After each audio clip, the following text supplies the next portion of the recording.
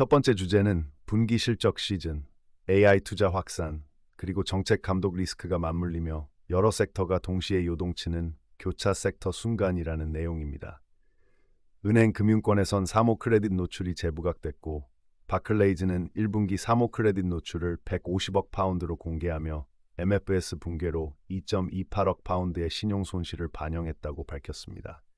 UBS, 도이체, 산탄데르 등은 손실이 미미하거나 보수적으로 대비했다고 했지만 보페이 조사에선 투자 등급 투자자들이 사모 크레딧을 불투명하다고 보고 있고 규제 당국의 조사, 영국 FCA도 진행 중입니다. 동시에 고액자산가들의 AI 챗봇 활용이 늘면서 변호사들은 오해 프라이버시 특권 상실 위험을 경고했고 연방법원 판결은 AI에 대한 변호인 의뢰인 특권이 인정되지 않을 수 있음을 보여줍니다. 물류기업인 DHL은 1분기 EBIT가 14.8억 유로로 예상 상회했고 공급망 혼선과 요율 상승, 비용 절감 프로그램 가동 등 실물 지표도 영향을 받고 있습니다. 두 번째 주제는 중동 전쟁으로 인한 지정학적 리스크가 유가를 4년 만에 최고로 밀어올렸다는 점입니다. 미이란 갈등 고조와 호르무즈 해협의 사실상 봉쇄 우려, 그리고 미국의 군사 타격 검토 보도 등이 가격 급등을 촉발해 브렌트 유가 장중 126.41까지 치솟았고 WTI도 108, 121 범위에서 크게 올랐습니다. 호르무즈는 전 세계 원유 LNG 약 20%가 지나는 통로라 봉쇄 시 대규모 공급 차질이 발생하고 IEA는 이를 역대 최대 공급 충격으로 규정했으며 오펙 플러스의 즉각적인 증산은 현실적으로 어렵습니다. 결과적으로 고유가는 글로벌 인플레이션을 재점화하고 항공사, 제조업 등 기업 비용을 악화시키며 장기 봉쇄 지속 시 경기 침체와 광범위한 공급망 충격으로 이어질 위험이 큽니다. 세 번째 주제는 UAE의 전격적인 오펙 탈퇴입니다. UAE는 5월 1일부로 오펙과 오페시 플러스에서 탈퇴했으며 기존 쿼터인 약 3.2-3.3mmBTD보다 훨씬 많은 생산을 할 수 있는 설비를 갖춰 1년 내 4mmBT, 최대 5mmBT까지 증산 가능하다고 전망됩니다. 오페식 내 점유율은 UAE 탈퇴로 약 28%로 떨어지고 오펙 플러스 전체는 약 42% 수준으로 축소돼 카르텔의 영향력이 약화될 가능성이 커졌습니다. 다만 현재 호르무즈 봉쇄 같은 단기적 지정학적 제약 때문에 즉각적 증산은 불가능하고 장기적으로는 UAE의 증산 여지와 사우디와의 경쟁이 유가 변동성을 키우는 요인이 될 수 있습니다. 네 번째 주제는 연방준비제도가 기준금리를 3.75%로 유지하면서 내부 이견이 크게 표출됐다는 점입니다. 이번 표결은 8대4로 갈려 1992년 이후 가장 많은 4명의 반대표가 있었고 일부 위원은 25bp 인하를 지지하거나 의사록 문구의 완화 바이어스 포함에 반대했습니다. 연준은 인플레이션이 목표를 여전히 웃돌고 중동 사태로 유가가 급등하는 등 불확실성이 크다고 판단했고 제롬 파월 의장은 5월에 의장직에서 물러나지만 연준 이사로 잔류하겠다고 밝혔습니다. 시장은 금리 인하 기대를 뒤로 미루며 국채 수익률과 달러가 상승했고 단기 장기 여신 비용과 저축 수익률 등 실물 측면에서 영향이 이어지고 있습니다. 다섯 번째 주제는 제롬 파월 의장이 의장 임기 종료 후에도 연준 이사로 남기로 한 결정입니다.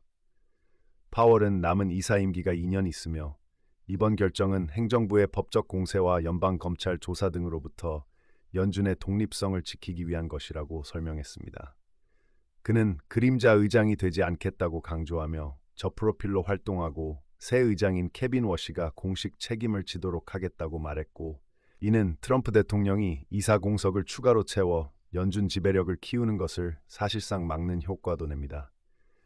다만 파월 잔류는 워시가 추진하려는 정책, 통신 방식 변화와 지역은행 개혁 등의 제약을 줄 수 있고 연준 역사상 드문 사례, 의장이 물러난 뒤 이사로 남는 것은 1948년 이후 처음이라는 점도 주목됩니다. 여섯 번째 주제는 실적 시즌을 앞두고 옵션 시장이 약 8천억 달러 규모의 시가총액 변동을 반영하고 있다는 점과 삼성전자의 AI 수요에 힘입은 메모리 호황입니다. 알파벳, 아마존, 메타, 마이크로소프트 등 대형 기술주 실적을 앞두고 암시적 변동성이 크게 높아졌고 옵션 흐름은 전반적으로 콜 매수 쪽으로 기운 모습입니다. 시장은 대규모 시가총액 변동을 이미 가격에 반영하고 있습니다. 삼성전자는 1분기 매출 133.9조 원, 영업이익 57.2조 원으로 전년 대비 약 8배 수준의 이익 급증을 기록했으며 반도체 DS 부문이 영업이익 약 53.7조 원을 기록해 AI 데이터 센터 수요의 고대 여폭의 공급 제약과 가격 상승이 주된 원인입니다. SK하이닉스는 HBM 시장 점유율에서 작년 말 기준 약 57%로 선두를 유지하고 있고, 요약하자면 옵션 시장은 대형 기술주 실적 변동을 크게 반영 중이며, 삼성은 AI로 촉발된 메모리 호황으로 기록적 실적을 냈습니다. 일곱 번째 주제는 생활비 압박이 일상에서 가시화되고 있다는 점, 특히 영국에서 수백만 가구가 식사를 거르고 있다는 내용입니다. 위치의 트래커 4월 10일 기준에 따르면 약 300만 가구가 식사를 거르는 등 생활고가 심각하고, 소비자 신뢰지수는 마이슨 62로 2022년 물가위기 정점 이후 최저 수준입니다.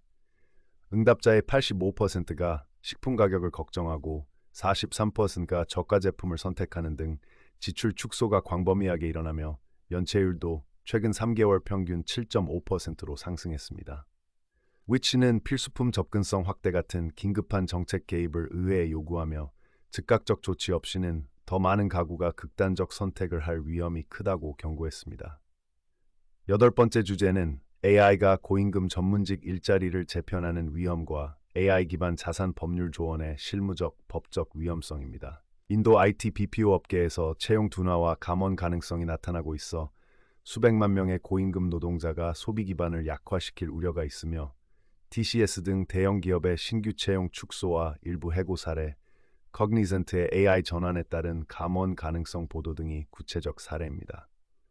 한편 고액 자산가들이 챗봇으로 세무 상속 전략을 묻는 사례가 늘면서 챗봇의 맥락 오판, 구버전 정보, 민감 문서 업로드로 인한 특권 상실 위험이 현실화하고 있고, 실제로 법원은 AI와의 변론 전략이 변호인 의뢰인 특권 대상이 아니라고 판시한 사안을 내놓았습니다. 결과적으로 빠른 재교육과 직업 전환 전략, 그리고 AI 사용 시 프라이버시와 법적 보호 장치 마련이 시급하다는 결론이 도출됩니다.